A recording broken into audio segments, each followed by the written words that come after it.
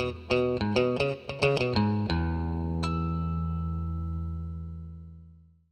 welcome to another one of our videos. Today we're going to be fixing a transmission leak on my 1997 Toyota 4Runner.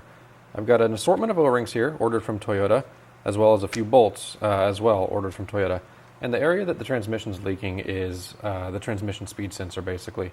Now, the reason that I don't have specific parts and haven't named any part numbers off is because I'm not, and from what I've been able to gather, Toyota's not 100% sure of which O-rings and which specific bolts are the correct ones that fit my particular transmission. So my 97 4Runner is a 4-cylinder, 2-wheel drive automatic truck.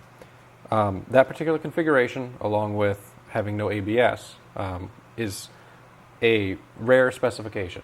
And because of that, all of the parts catalogs that I've been able to look up, that my dealership's been able to look up, don't name the specific O-rings and bolts necessary for that particular configuration.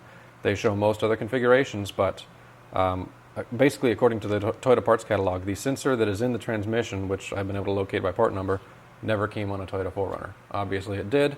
I know that mine is absolutely original, but that's not in the parts catalog. So through some cross-referencing and whatnot, I believe I've got some of the correct O-rings here. I believe all of the correct O-rings and then some, as well as replacement bolts to replace the bolts that hold in the speed sensors.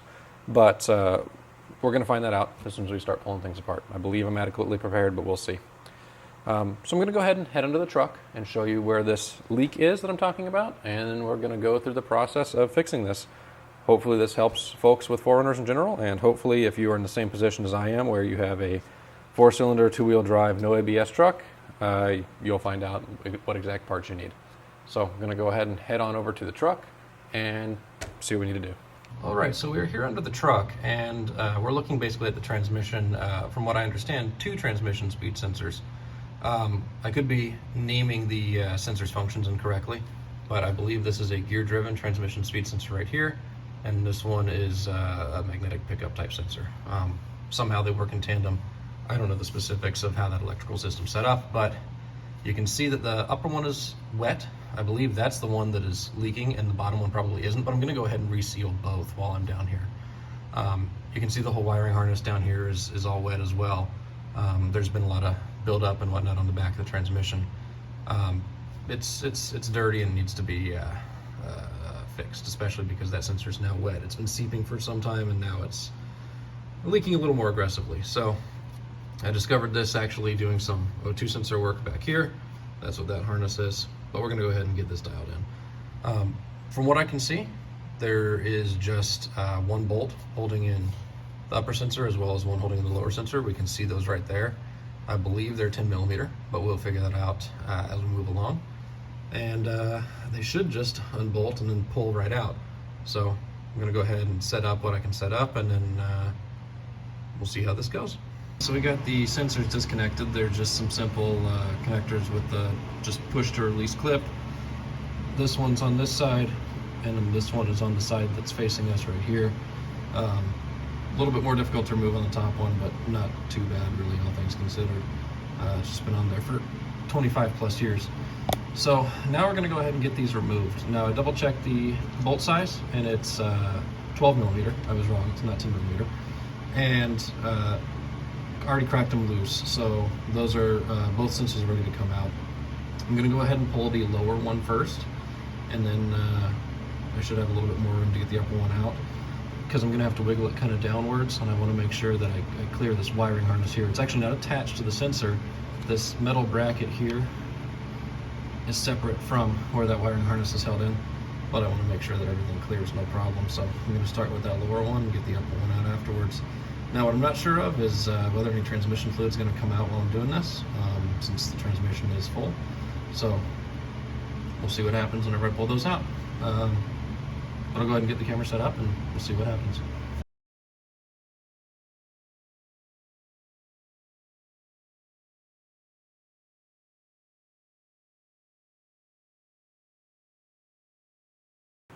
Alrighty, so as you saw, we got the sensors out, and I've broken them down on the workbench here to see what we're working with. So we'll start off with the easy one. The, I believe, speed sensor here, I've got cleaned up, and This one, the O-ring is part number 90301-11008.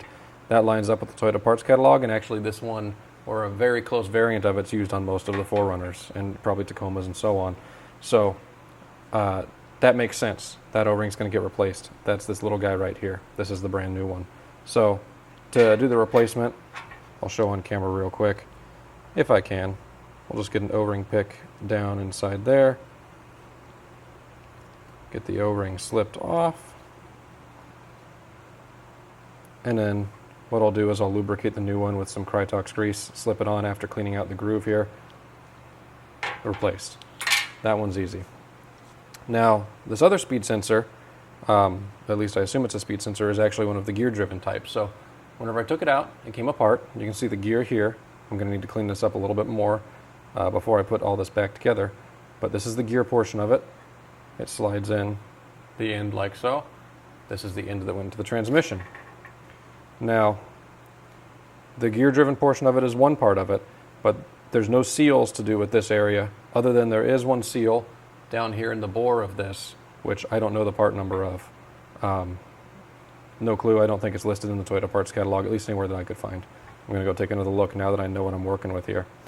But what I did is I cleaned up this sensor as well, externally before breaking it apart, and then started taking it apart. Now, there's one O-ring on the outside, which I've already taken out. That's this guy right here.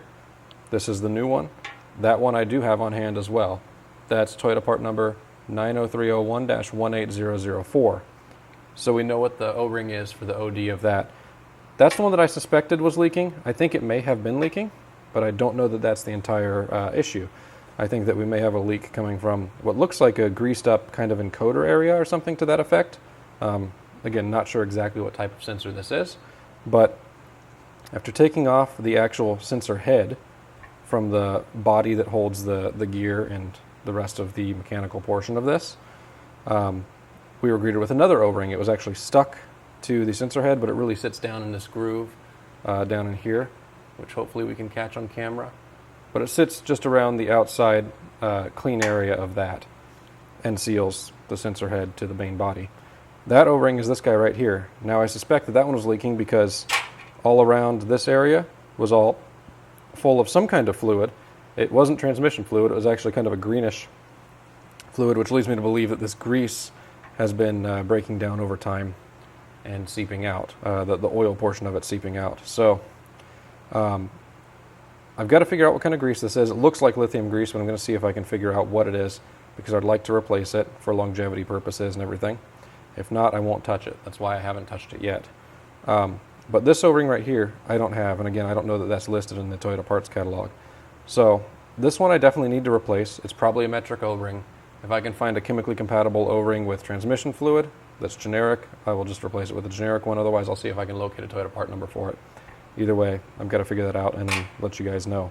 But that's where we're at right now. I'm going to need to figure out what O-ring this is, and then what O-ring is inside here. Furthermore, on the outside of the sensor is actually a little potted area. This is potted with some kind of soft epoxy, rubberish, silicone, whatever. This area right here was where it appeared to be the most wet as far as the sensor goes. It could be seeping grease, oil residue out of this area as well. I actually thought this was a bunch of grease buildup, and I picked it a little bit. It's not. It's some kind of potting down in there. So what may actually need to happen is I may need to replace this sensor, which means I'm going to have to locate the part number for the actual sensor. That was the kind of most difficult part in this whole endeavor. It was finding the sensor part number, because, again, this type of sensor, according to the parts catalogs, as far as I can tell, isn't included in any Toyota. So at least of 4Runner variety. But that's, I think, because it's a very specific specification of a 4Runner with no ABS and two-wheel drive and a four-cylinder engine. So I'm going to see if I can cross-reference other A340E two-wheel drive sensors. That's how I found some of these O-ring part numbers. But again, that's where we're at. So I've got a little bit more research and work to do before we can put everything back together. This guy is good to go. I'm going to go ahead and replace the O-ring and throw it back in the truck. I have the new bolt for it as well. The two new bolts, I'll list the part numbers in the video description. They're the correct ones. You can obviously reuse the old ones too, but those are the correct ones. I double checked the links and the thread pitch. That's all good. But I'll throw this one back in and need to figure out what to do with this. So we'll come back once I know more. Alrighty, so we have the sensor going back together now, actually. I've gotten some parts in to rebuild the gear-driven one here. Still waiting on a brand new one in case I need to replace it, as well as some of the other OEM Toyota seals. But they're not items that I'm planning on replacing if I don't have to. My goal is to make this one work if at all possible. So this guy right here, I have put a new O-ring into. The old one is right here, new one's right here. That's the one that, from what I can see, Toyota doesn't sell, but I was able to find a comparable one. It is 21 millimeter ID, 2 millimeter cross-sectional diameter O-ring. I picked Viton O-rings specifically to use, to replace, because they're compatible with transmission fluid and most other materials. And if you need a part number for that, it is going to be McMaster car part number 9263K646 or equivalent. So, that said, we have this guy ready to go. I put some Krytox grease on the O-ring to grease it up, and we're ready to reassemble this guy. All there is to it, I mixed up the grease here a little bit just so it respreads out evenly. I did not put new grease into this guy. I'm just using what it had as a factory fill, quote unquote. But to put it back together, I believe all that we need to do is set this guy back into place, hit keys into place, and then screw it down. So I'm going to go ahead and screw this guy down off camera, just to save you the time of watching me screw it into place. I do want to mention, I don't believe I've mentioned it already, the screws used are JIS screws, so make sure that you're not using just a standard Phillips screwdriver. Make sure you're using a JIS driver like this. But once that's put back together, it's ready to go back into the truck. So I'm going to go ahead and do that, and then we'll go through the reinstallation. It should be the reverse removal, but if there's anything I need to cover there in the process, I absolutely will. Okay, so we have everything buttoned up down here. You can see we have both sensors in with new bolts. Again, this is the rebuilt sensor at this point. If I end up swapping to the new one, I will absolutely make sure to put that in the video description, as well as put the part number for it down in there as well. Along with all the other parts and part numbers that we used here. That's it. So on this particular version of A340E, super easy to change out the speed sensors as well as reseal them.